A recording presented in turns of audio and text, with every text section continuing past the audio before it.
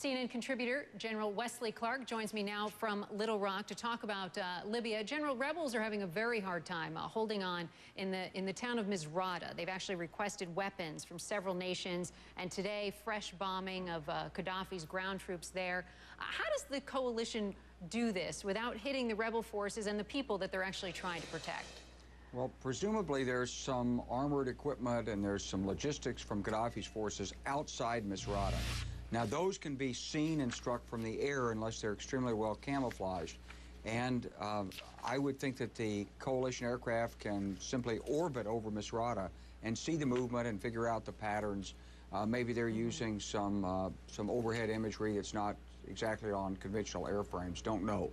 But that would be doable. Once they're inside Misrata, like snipers or equipment hidden in buildings, it's not possible to get that out from the air without having spotters on the ground and without accepting the possibility of some significant collateral damage. So the U.S. again today saying, once again reiterating that they will hand off the lead role here to another country in the coalition in days. How does this handoff work, do you think? I mean, what does the U.S. do? Do they just hand it over, pull the ships out and say, see ya, you're on your own? I mean, won't the U.S. still have a role? I think they'll probably reflag the operation. That is to say, instead of having it run by General Carter Ham out of the U.S. Africa Command, they may still use the Mount Whitney. It may be under the NATO hat of Commander-in-Chief of the Southern Region, which is a U.S. Navy four-star admiral. That's his flagship. Maybe they'll use that, and then it'll go up through the Supreme Allied Commander of Europe in Brussels and report to the NATO Military Committee and the NATO political activities. At the same time, there'd be a group of foreign ministers off to the side that would be dealing with the more political activities, like how to coordinate with the opposition, how to negotiate if that's going to happen with Gadhafi, what the political end state would be. But meanwhile, NATO and NATO political authorities would run the military aspects of the operation.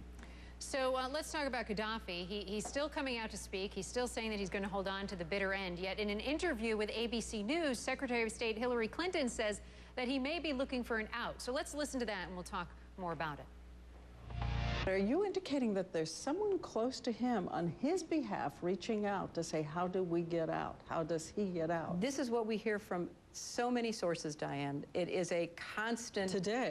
Today, yesterday, the day before. Some of it, I'll be very, as my personal opinion, some of it is theater. A lot of it is just the way he behaves. It's somewhat unpredictable. But some of it, we think, is exploring. What are my options? Where could I go? What could I do? And we would encourage that. General, I listen to that soundbite and I say, who's going to help this guy? Who's going to take him?